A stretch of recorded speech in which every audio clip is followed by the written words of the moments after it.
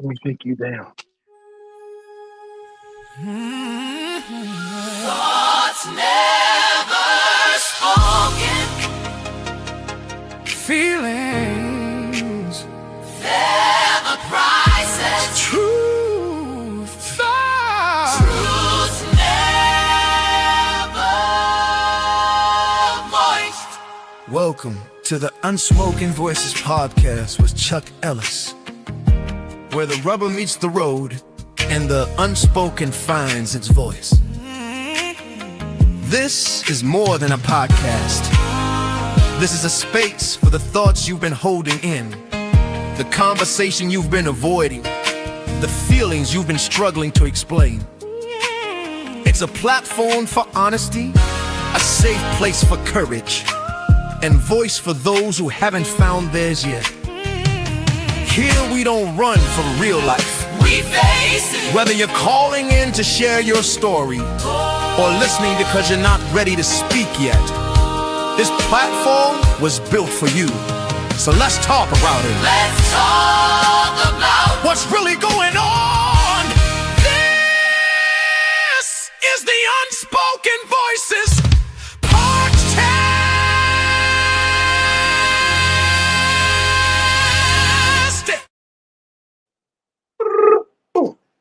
Hey, good evening, everybody. Good evening. Hope y'all weekend was going well. Hope your Sunday has been excellent. And I'd like to welcome everybody to the Unspoken Voices podcast with the one and only yours truly, Mr. Chuck Ellis. Thank y'all for coming aboard. I appreciate y'all continued support. I appreciate everybody coming through and taking time out to spend time with us as we try to dedicate some time to enlighten individuals on various subject matters that are very important to today's society and for tomorrow. As always, and in keeping, I want to thank everybody for tuning in, man. This is a very important chapter of how we progress. So, in keeping with the Unspoken Voices podcast, I'd like to say, give thanks first to God for allowing us to have this day, this moment, this time together, for waking us up in this moment, for giving us moments in life that we're truly blessed, even though most of the things we do, we don't deserve what we get, but he gives it to us anyway. So I like to thank God for doing everything and anything in our lives, whether we think it's good or bad, for helping us out and understand becoming closer to him. Amen. Next up, in keeping with our standardized format, I want to make sure I give a loud shout out to the one and only, our sponsorship, that is the Loft Barber and Beauty Shop in Romeoville, Illinois. I'd like to thank them. Mr. Avery, he's the master barber up there. And again, as I tell y'all, they're definitely looking for more beauticians to come on board. It's a great place to work. I wish I could cut hair, but I can only do bald heads. But I'd like to thank them for supporting us, supporting me, supporting how we are trying to enhance what we're doing here. And for my other supporters, or for my other sponsorship, I'd like to give y'all a moment of silence because y'all not here yet. But when y'all come, I will definitely make sure I give you a shout out. Hey, so today is the 12th. It's the second Sunday of the month. I want y'all to tune into that because the second Sunday of the month is what I've decided to dedicate to African American history, African history traditions. We have a series going on. The series is represented or not only being administered by Mr. Flomond Williams. That's my residential historian. He takes time out every month, once a month, to come aboard and make sure that he has a platform and a format to follow, and he has some pertinent information that applies to our history and the importance and significance of it. We got a lot of feedback from the last segment, so we're definitely going to continue along. But this segment is going to be on the Nile River Valley traditions, the roots of African faith, culture, and wisdom. I definitely want to lay out a disclaimer for y'all. The nice conversation and the information is not about attacking anyone's faith. Here on the podcast, we don't attack faith. We don't get into debates. We don't get into arguments. We do our best to make sure that what we put out are facts that we've acquired. If someone ever has some other facts that's disputable, then hey, put a fact, throw it in a comment, ask a question. We know nobody said everybody's always 100% right, but we want to make sure that we clarify things. So again, this is a conversation not about attacking one's faith. It's about understanding history, culture, symbols, and the spiritual traditions that existed in the Nile River Valley long before a lot of the traditions and systems existed today. So I wanted to give y'all that precursor to understand it. And I will be getting to a few more things before the podcast is over with. But without further ado, I'd like to bring on my esteemed historian, friend, a good man, and one that I really respect a lot, Mr. Flomond Williams. Add him to the stage. Hey, good evening, brother. Hey, man, what's up? On the platform once again. It's always good to share space with you, brother. Oh man, you know what? That's what we do. We learn, we grow, we teach one, right? Absolutely. So look, I think I gave you one of them big, good introductions. I'm getting good at this thing, right? You did one that I probably don't deserve. I take it. Yeah. But hey, you know what? I want to make sure I give you I'm gonna give you the platform. We're gonna have a few questions for you. I know you got a topic that we're going to discuss, but you also had some comments from your last podcast or the last segment we had, where individuals, I would say other historians, people that follow closely African American history and traditions, they say, "Hey, man, don't sugarcoat it." I heard that in the comments, and I actually have some a few friends, one in particular, that definitely I won't say scolded me, but definitely said, "Hey, bro, what you doing?" You know what I mean? If you're gonna give it, then we got to give all facts and not sugarcoat. And not to say that it was a sugarcoat, but he definitely understood that I held back a bit. So I definitely took some thought and decided going into this conversation that I would definitely be a little more I don't know how to say it, but just give it the way it needs to be given. Yeah, but I call it be a little more assertive on a blatant aspect of what history is. And you know what? Correct. I respect that because I wouldn't want nothing else. When we have a conversation, don't pamper me. Tell me how it is, and hey, I'm man enough to accept it. And if I got a question, then I'll be man enough to question it. So, without further ado, how we say it, man? Where we starting at tonight? How are we gonna kick it off? Because I'm gonna chime in. I'm definitely gonna chime in because I'm listening too. So I'm telling you now, if I feel as though you sugarcoat it, I'm gonna stop you and say, "Hey, don't give me no sugarcoat. You come with the real facts." So, hey, I'm ready. I'm ready to get aboard. I want to take some notes, but I also want to listen. And I think we start off like, okay, so when we talk about the Nile River Valley, what are we really talking about historically, spiritually, and culturally? I think that's somewhere where we'll begin. Okay, sounds good. The Nile River Valley is a large bit of land in Northeast Africa. Specifically, it was the better parts of Ethiopia, the Sudan, which was at that time called Kush.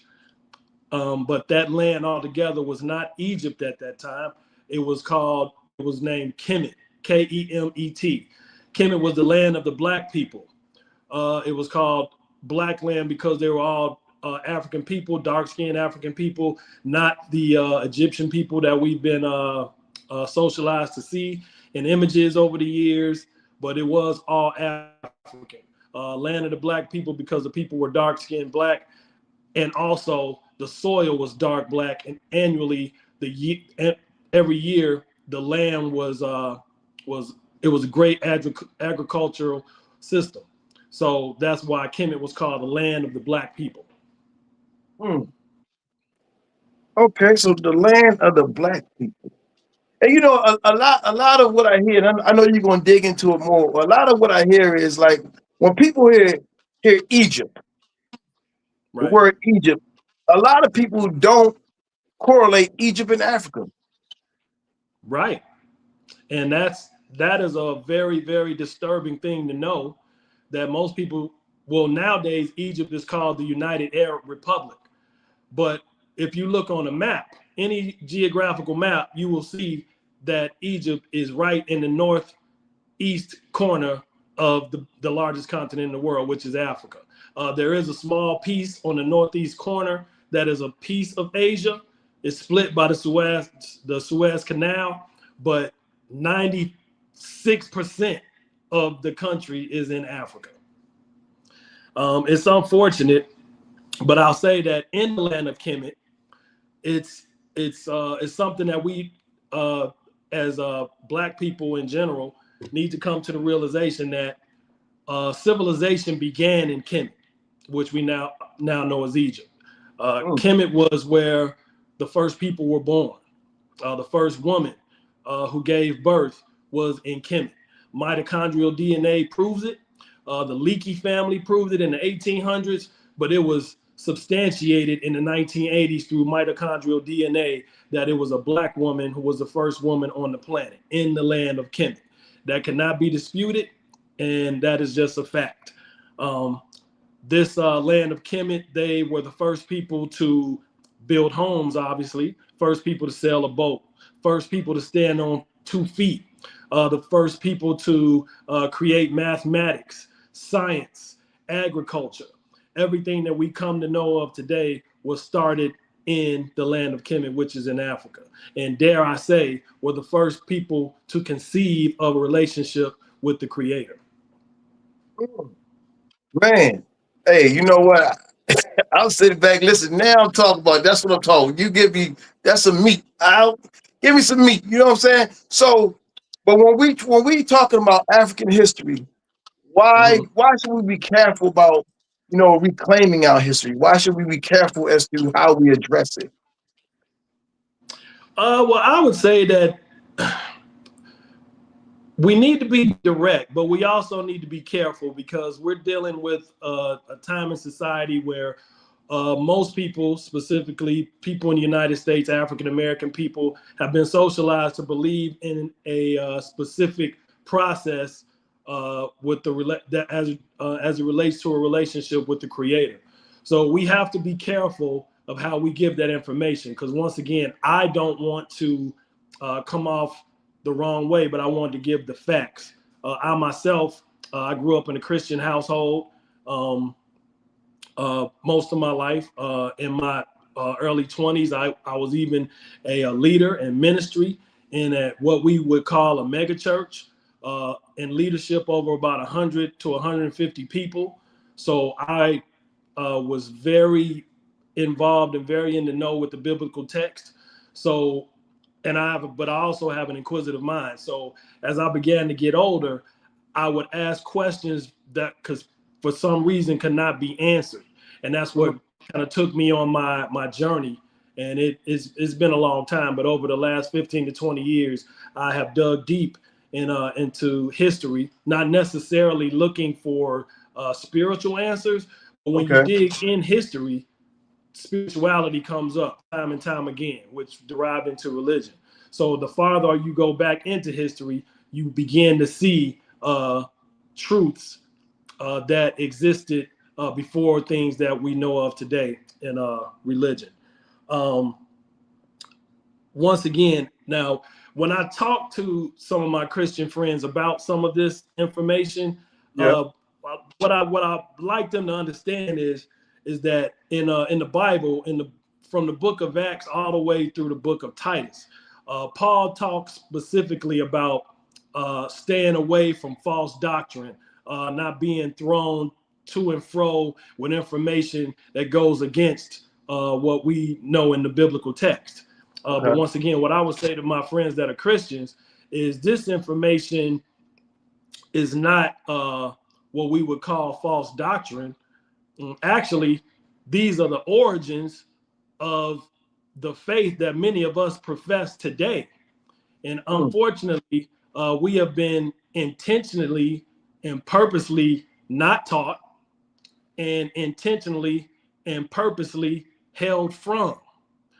And I would say that if we were able to get a hold of that information and learn that information and know that information, I believe that that would spiritually make us stronger in our relationship with the Creator.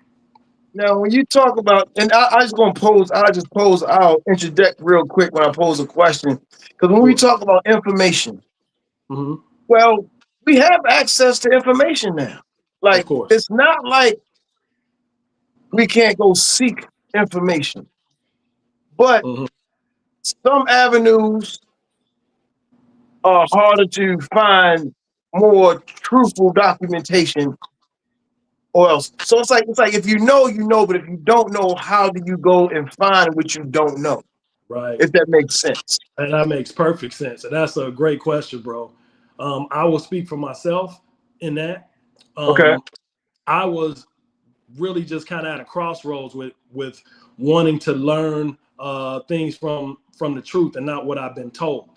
And I would say that for me, I had to be careful what I asked the Creator because he laid it out right in front of me when I asked. I started with a book that one would probably think would not even deal with any of this. The book was called by Carter G. Woodson. It's a 1933 publication called The Miseducation of the Negro. Right. Yep. And that book, come on, bro, that book really helped me to see how miseducated that I was. And just the premise of that book just kind of started me on a journey to where I couldn't stop. Now getting more into the question that you asked, you're right. You have to be careful about what information you receive. But one thing that I've learned is history history as it's told can always be kind of given in the wrong context. But the more I dig and the more the same answers continue to come back, that's when you know that you're on the right path.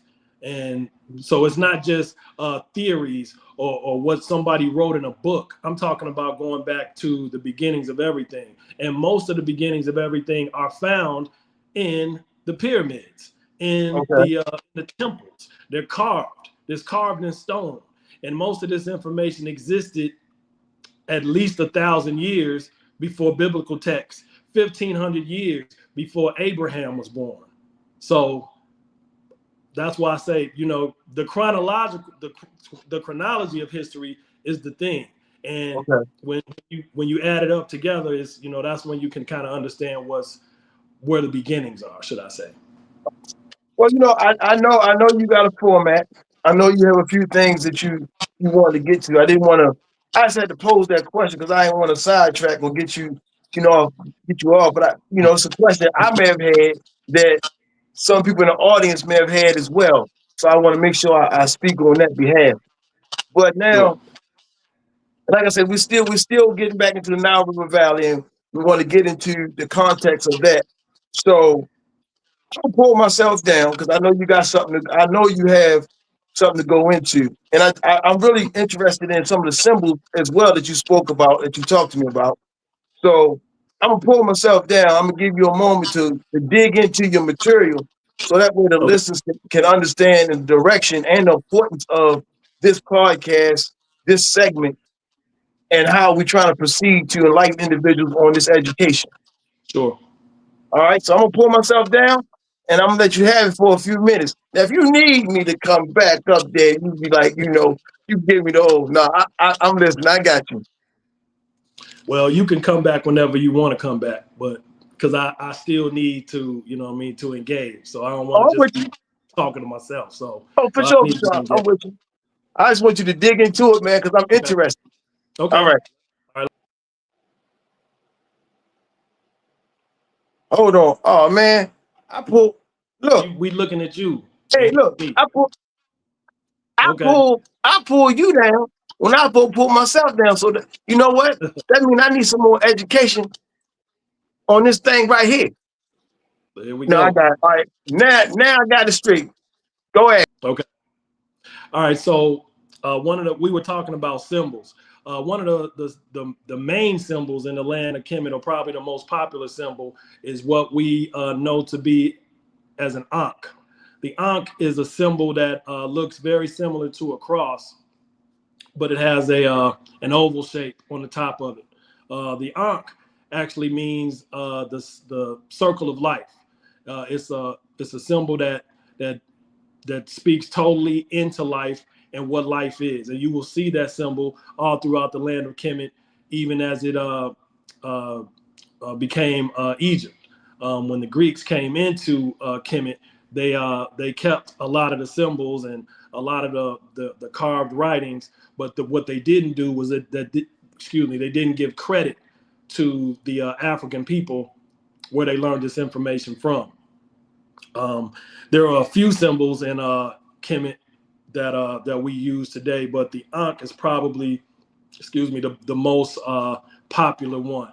The Ankh is actually, well, the cross in Christian faith is actually derived from the Ankh, but that was a couple thousand years later, maybe a few thousand years later, when the Romans created the cross as a symbol of the death of Jesus the Christ. But it was a death, but it actually became the resurrection, which in the same tone is a symbol of life.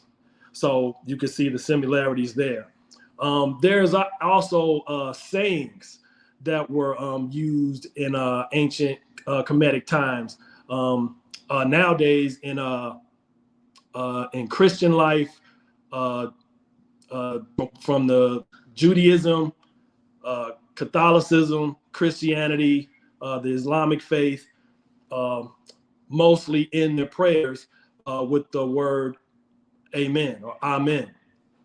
And we're taught that word means in agreement or so be it. Actually, that is a name of a major deity in ancient Kemet named Amen. Amen was known as the hidden one. He was a god, but they called him the hidden one.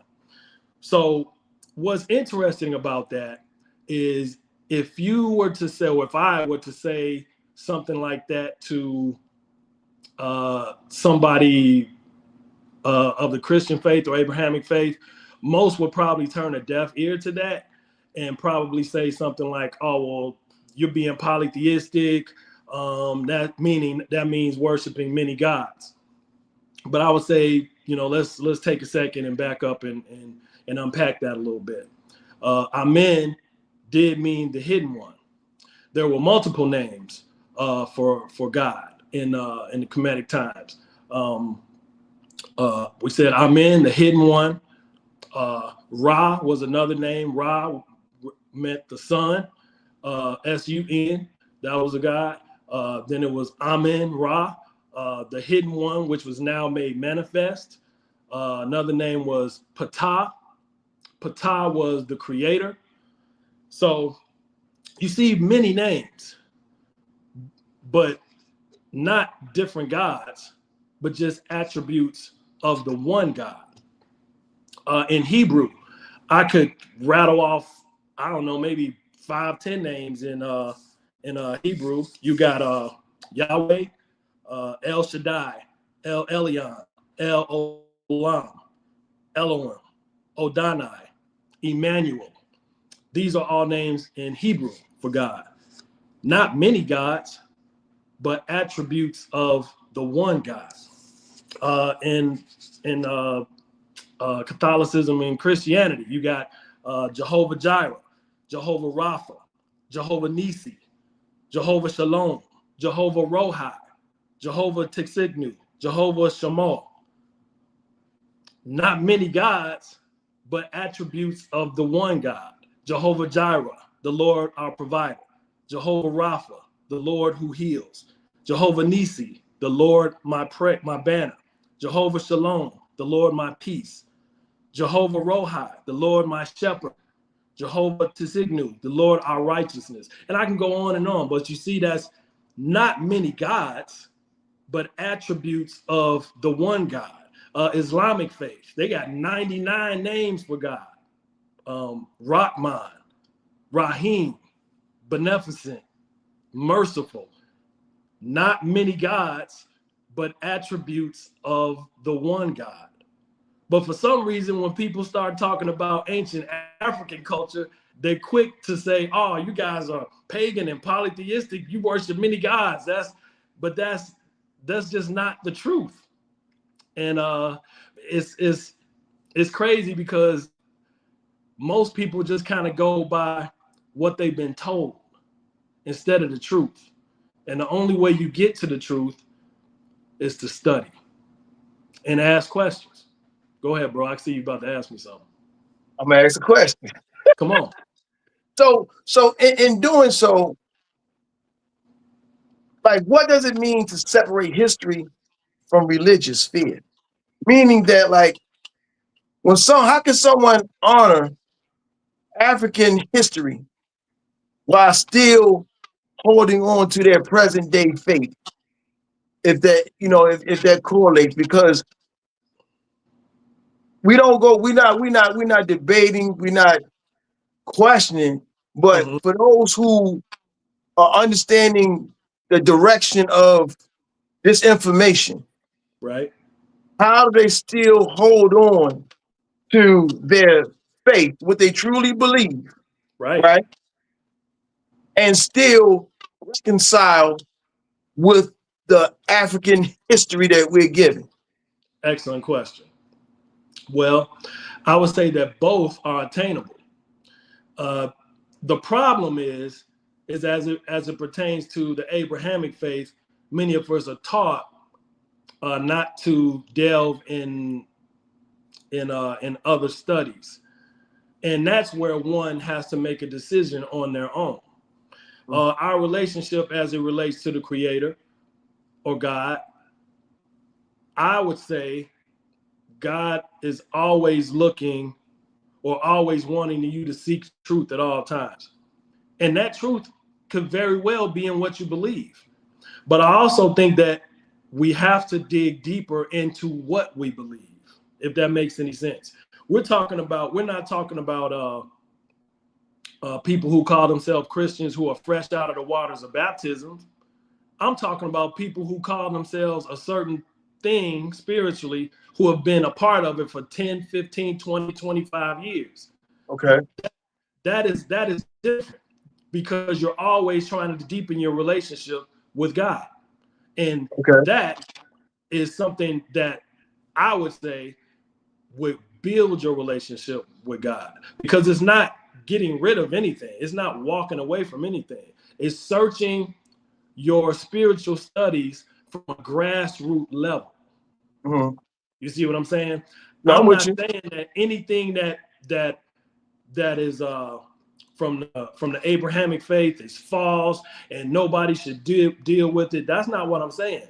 What I am saying is that our history goes deeper or goes further than what we've been. You did, just like we say, Christopher Columbus discovered America. But most of us nowadays will say, we will say that's not true, because we know that Africans and Native Americans were already in this country before Christopher Columbus came along, right? Right. We will be in agreement that we are disenfranchised when it comes to education, when it comes to finances and resources, and we will be in agreement with that. But for some reason, we will not even think that same oppressive power structure will manipulate the way that we see the Creator. Yeah, that's true.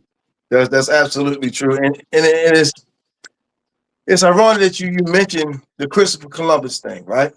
You know, it's evident, and this what I said about finding information and understanding information, yet applying it, and it's right in front of us. It's Right. evident that everybody know, but people still celebrate it. People still stand by and say, "Hey, you know what? It's Columbus Day. I get a day off of work." You know, so I think we really got to learn as we educate ourselves to systematically let go of that grasp that we have on false information. Right. But they've had it for so long, and it's so embedded into the system that individuals, I don't know, it's hard to let certain things go. So if that be the case, then I would ask you, like, and we talked about the Nile Valley. So what parts of the Nile Valley or African traditions do we still see in Black culture today? Just name some of the stuff that we still see in the culture that's a part of the Nile Valley. Well, one of the first ones I would say is spirituality altogether, because we are the most spiritual people on the planet.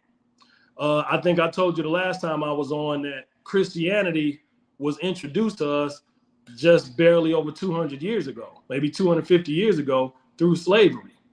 But in 250 years of being Christians, we're the most religious Christians on the planet. Do you understand what I'm saying?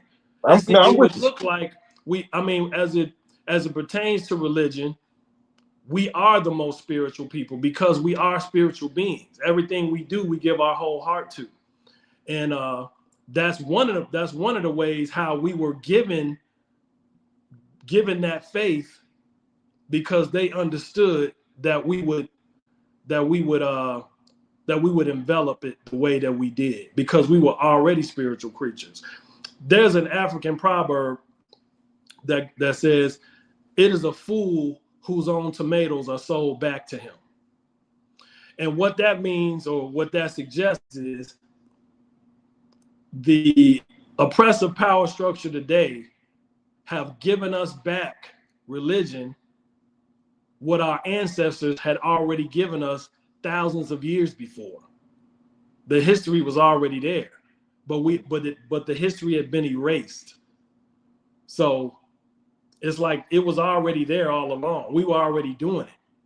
But once you're stolen and everything that you've ever known is taken away, and then somebody comes back years later and say, "Hey, here's a new thing. You should do this instead of that other stuff you're doing." "Oh, really? Okay." And that's what we did. And that goes to say, is like before religion systems were put in place, African people were already organized prior to that. So now it's like we were organized prior to it. A system's put in place. You got things happening. Now they said, "Oh, now we got to reorganize." We was already organized. Already. And I guess that alluded individuals to think or assume that, we never had this knowledge at all. Right. So it's like hiding. I'm sorry. It's like hiding in plain sight. Exactly. Okay. Now, see, this conversation is being good to me, because now I'm getting to understand it, and as well as I'm understanding, I have to be able to, even in myself, to apply those principles, apply that knowledge. Now that comes with discipline. Yes. The application of knowledge comes with discipline, because what's the use of having it if you don't apply it? Of course. That's something. I like that. I like what you just said, bro, because when we think about, let's say, nutrition and losing weight, most of us could stand to lose a few pounds. We will sign up for gym memberships, pay hundreds of dollars a month, go faithfully and work out and do all these different types of things. But sometimes we just don't get the results that we want to get. After we working out, we doing push-ups, running miles, and doing all these different things. But nowadays we have the information. Years ago, we didn't have the information. Now it's pretty much known the best way to lose weight is not necessarily running, doing push-ups and all these things, is eating less, cutting sugar, and cutting sodium. Those are the big ways the quickest ways to lose weight and to keep weight off. But guess what? That's the hardest thing to do, bro, because we indoctrinated to eat how we eat. We like to eat a lot, and therefore we will go work out, do 100,000 push-ups, say we burnt 1,000 calories just so we can go eat the Big Mac. That's problematic. And you will never get the result unless you put in the work. And I would say the same thing applies spiritually. We go through life, we go to churches, mosques, temples, we pray the same prayer daily, and most times we don't get the result, and we wonder where the Creator is. Sometimes we'll cry out to Him. Why don't you hear my prayer? It's the same thing with the food, brother. And You gotta do the work. And it's funny that you said we cry out to Him, right? Because I and this is, well, I'm gonna stay on. We'll stay on the topic, but I wrote a song, right? And I wrote a song, and I actually sent it over to a bishop. I sent it over to the bishop, so he called me right up, and I said, "Hey man, how do you like the song?" And he said it was a cry out to the Creator, to God, right? Right. But he said it was lament. And I'm like, wow. But I just wrote it to be writing it. Okay. And I wrote it because I was feeling it, right? But when he broke it down, it had another meaning to what it actually was. Okay. So even in listening to and getting the information that I'm gathering from our conversation, right? It's taking on another meaning. Okay. And that's why it's important for us to be on here. Even for you, it's important for you to be on here. It's important for me to go gather, because when you tell me a topic, I'm gonna go look it up. Right.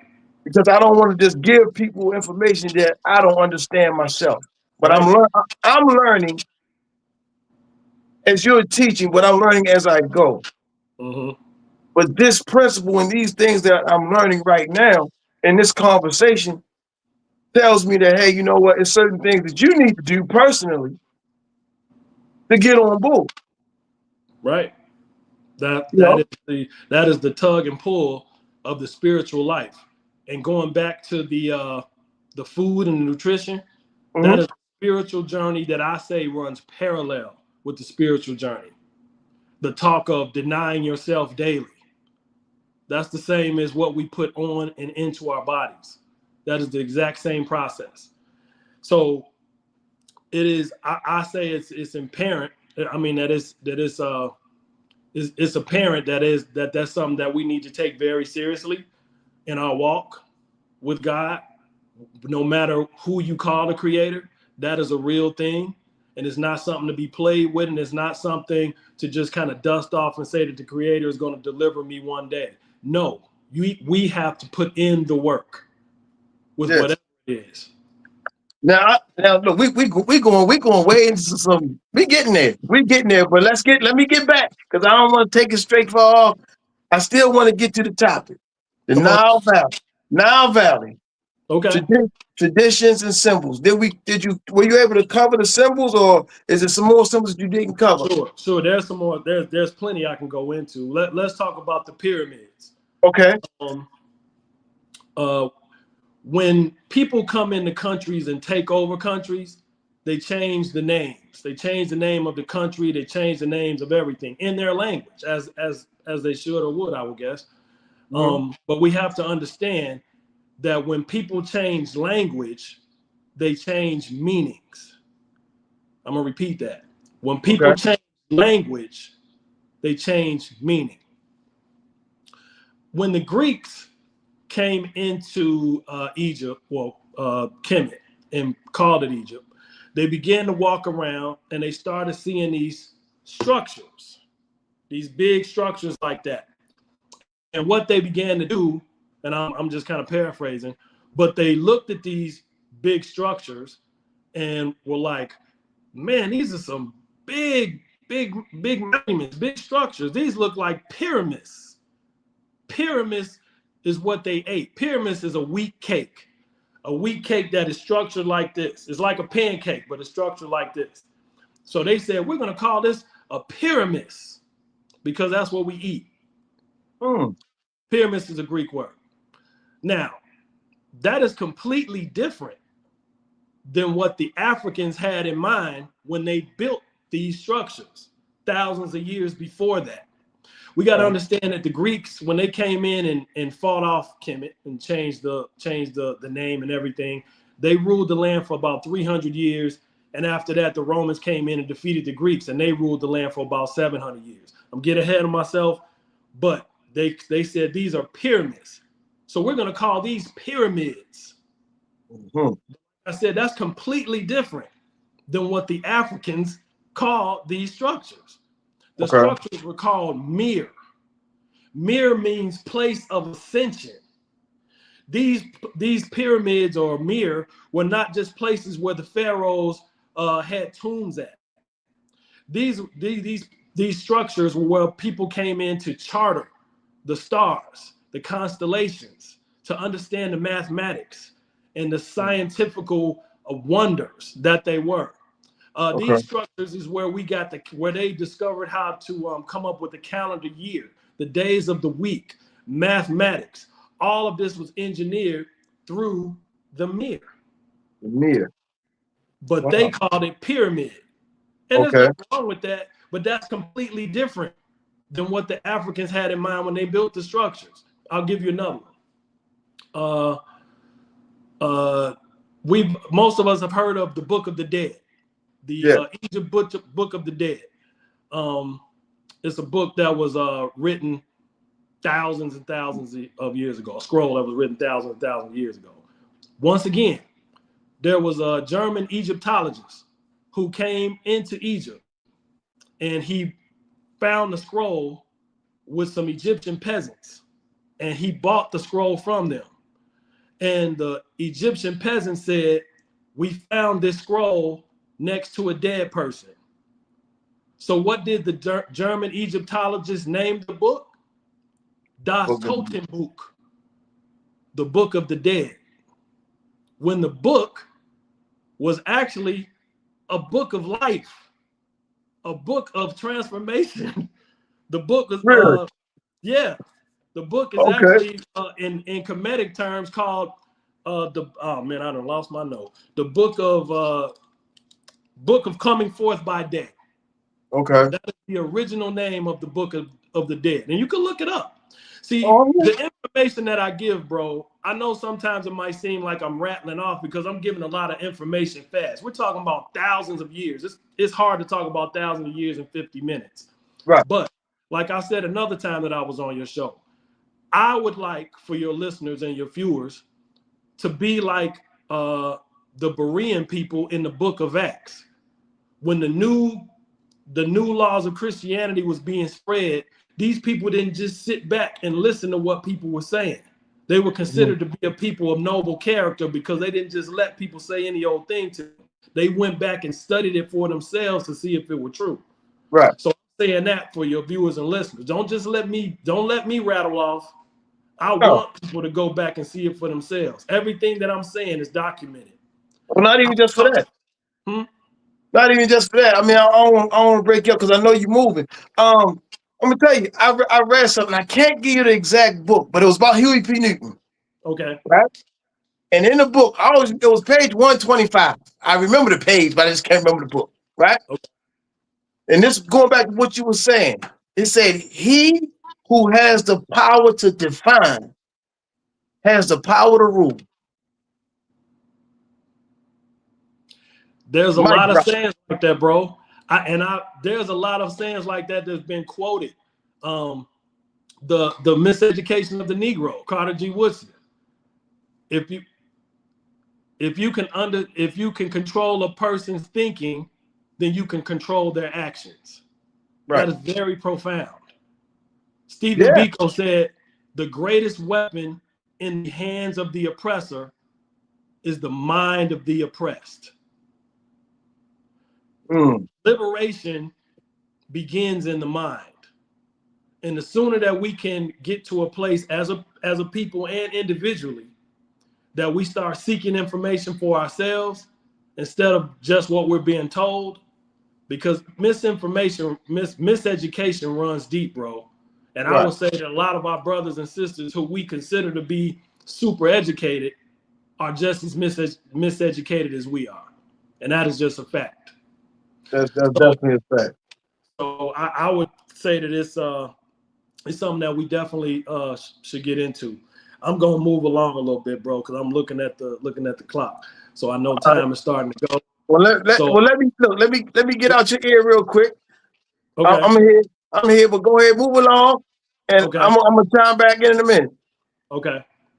The last time I was on, I spoke a little bit about the divine feminine, and I talked about Ma'at and who she represented in the Kemetic kingdom. She was a goddess, and in ancient Kemetic time, there were no gods without a goddess. There were no Holy Trinity without a woman. All women ruled with the men. And Ma'at's role in the Kemetic kingdom, there were 42 laws that were named in her honor. They were called the 42 admonitions of Ma'at. And when one passed away, you would be judged and you would have to recite the 42 laws of Ma'at. Now, I don't know all 42 by heart, but I know a few of them. One, I'll just rattle off a few. I have not committed murder. I have not committed sin. I have not stolen. I have not polluted myself. I have not committed adultery. I have not stolen anyone's land. I have not told lies. I have not disobeyed the law. I have not behaved with violence. I have not swindled offerings. It's just about 9 or 10, but there are 42 of them. And the difference between an admonition and what was later constructed into the 10 Commandments, a commandment was something that you were told not to do. Thou shalt not do this. Thou shalt not kill. Thou shalt not, commit sin. Those were commandments. You had to be told. But as you can see in these declarations, you say, I have not done these things, because that was part of your socialization process from the time you were in the womb until the time you were buried. So you knew that you shouldn't be doing these things. That's why you say, I have not done it. I have not done it. Now, with that, there is the first illustrated text in the world. It's in the temple in Egypt. And it's in the Book of the Dead. And it's called the judgment scene. In this judgment scene, there's a scene of, now this is a hieroglyph. That is a Greek term, hieroglyph. In Kemetic term, it was called Metal Neter. And Metal Neter was written out in a drawing. That is the judgment scene. When one passes on, they had to stand in the hall of Ma'at. And in the hall of Ma'at, it's like a judgment scene that they passed on, and they had to declare these 42 admonitions of what they had not done. In doing that, there was a scale that was in the scene, and on one side of the scale was a vessel, which represented your heart. On the other side of the vessel was a feather of Ma'at. And what would happen is, as you're reciting these declarations, if you're telling the truth, the scale would bounce and you would be light as a feather. That's where that term comes, as light as a feather, because you had not committed these things. But if your heart was bogged down with wrong actions and wrong doings and wrong thoughts, then that scale would be heavy because your heart would be heavy. Also on the scene, there were 14 judges. 7 of the judges have an ankh on their knee. And anybody that wants to look it up, please look up the judgment scene and you'll see exactly what I'm talking about. 7 of these judges have an ankh on their knee. What that represents is that they believe this person who was giving their testimony. But 7 of the other judges, they don't have the ankh on their knee. And that means that they don't believe him. So once again, the scale is being balanced. And if your scale, if your heart was as light as a feather, then you would be admitted into the afterlife and live a life of peace in paradise.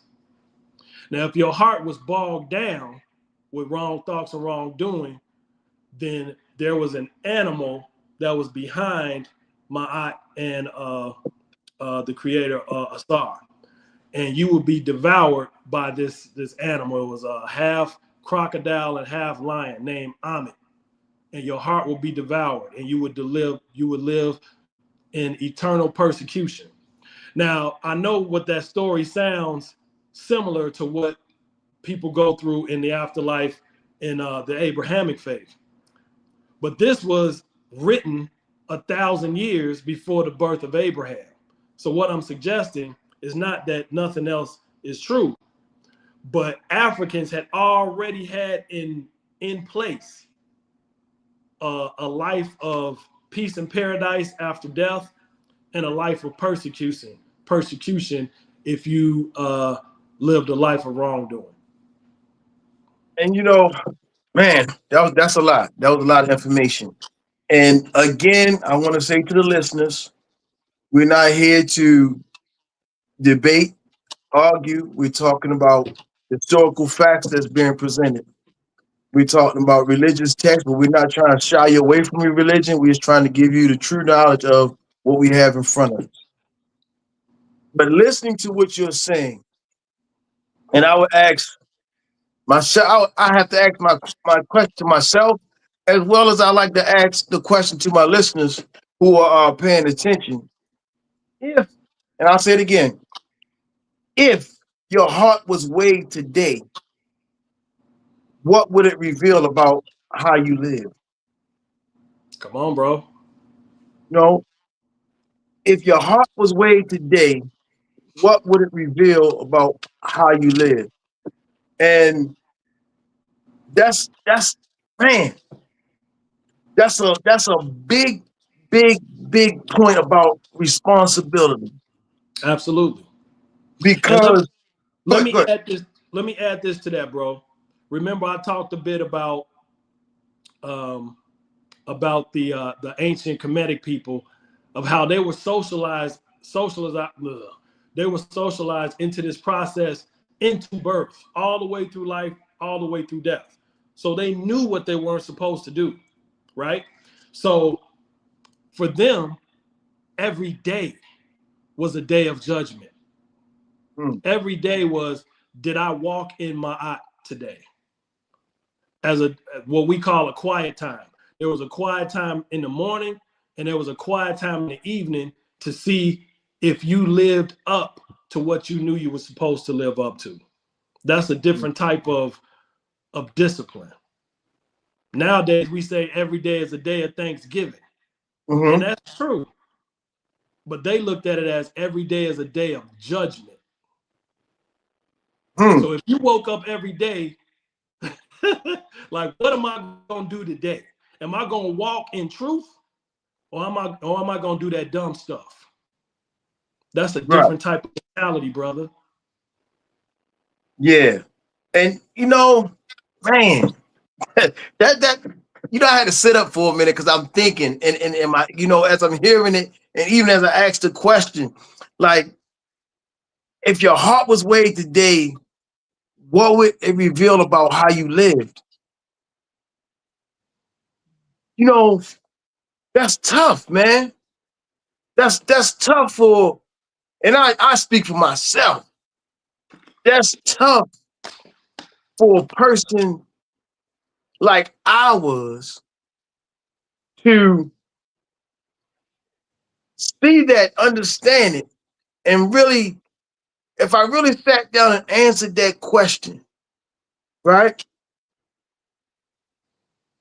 There's no excuse for a lot of things, but at the same token, you had to be responsible for all your actions. Right. And in claiming responsibility and having your heart weighed as to your past and or present, man, It's it's something to consider, bro. huh? It's something It's to consider. not even just consider. It's a very it's a very awakening. It's a very awakening concept, right? Right. But also it's a it's a scary reality based on how you really live. Right. Like, man, you know, and I speak for myself just for a second because we have this conversation. Like, I was in the streets. I was violent. Death to me and things like that. I didn't think of it at the time. Right. I didn't think about, hey, well, y'all, what's gonna happen when your heart is weighed, right? But now you older and you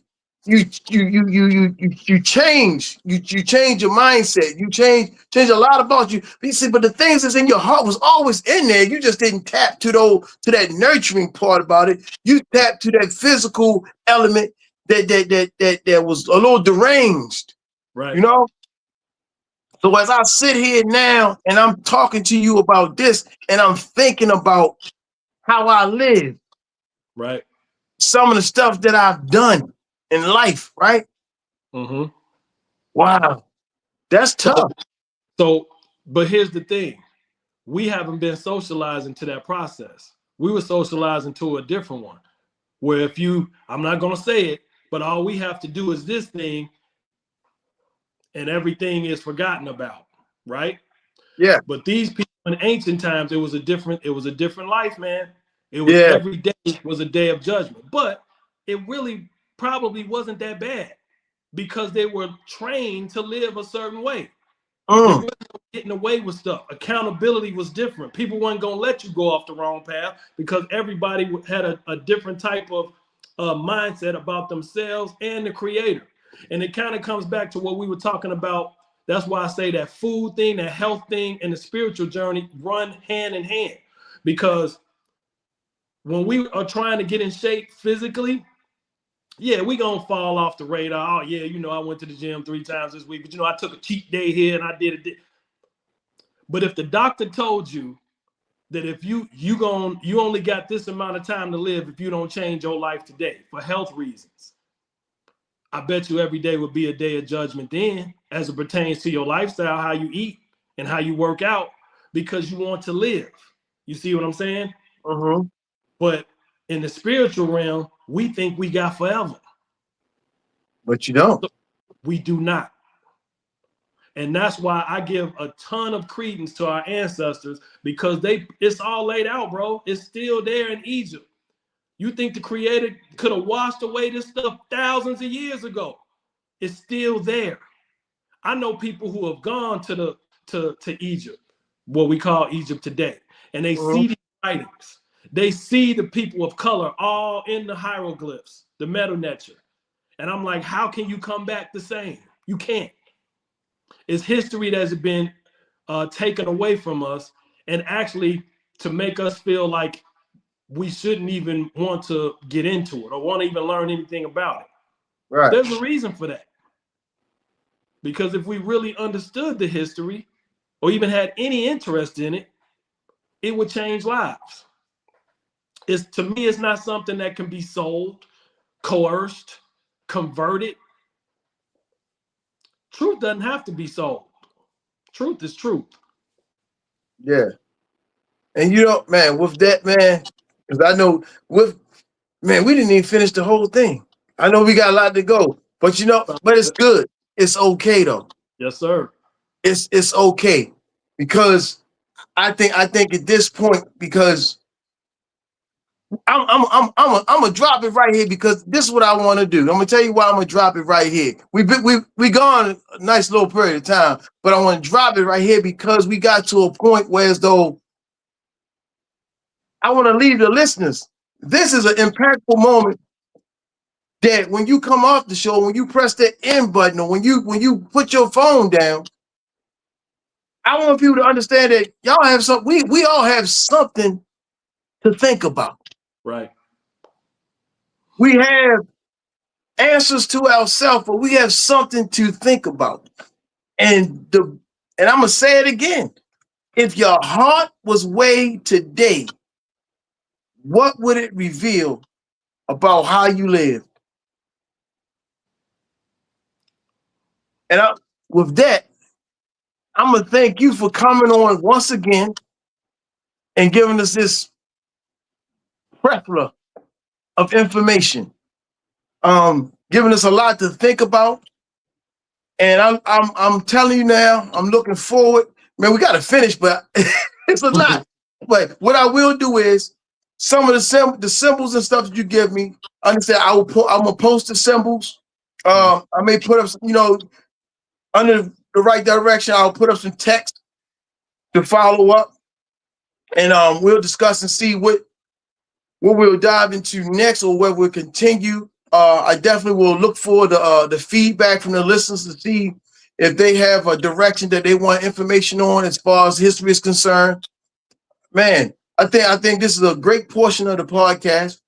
We have a lot to obtain, a lot to go through, and I really appreciate you taking the time out of your busy schedule to impart upon little old me and all of us the information that's definitely necessary for us to follow up on.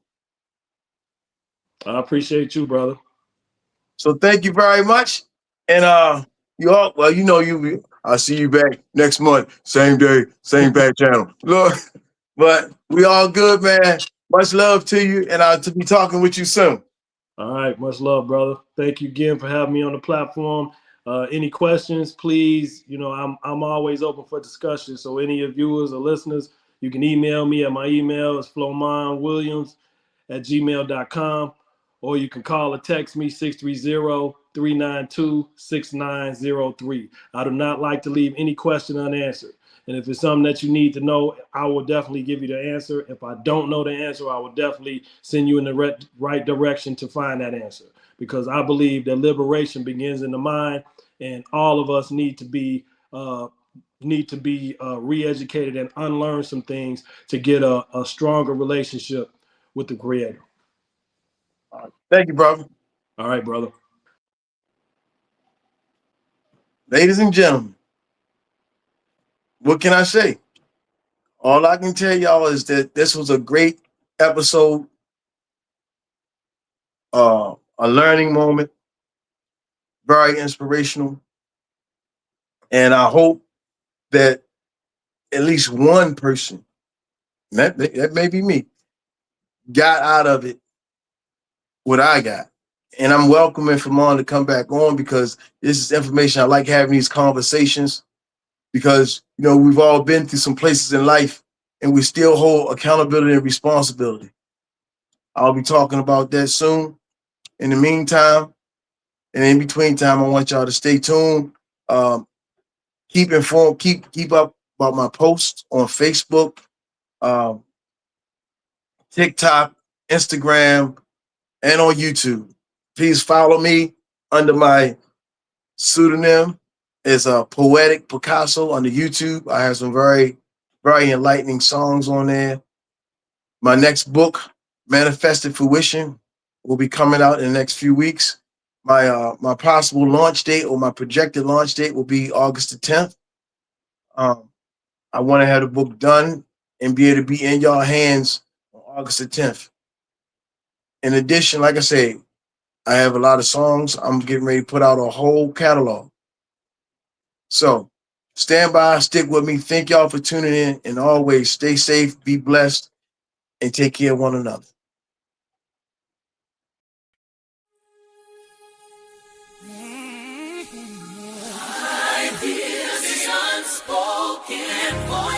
This has been the Unspoken Voices Podcast with Chuck Ellis, where silence is broken, truth is spoken, and healing begins.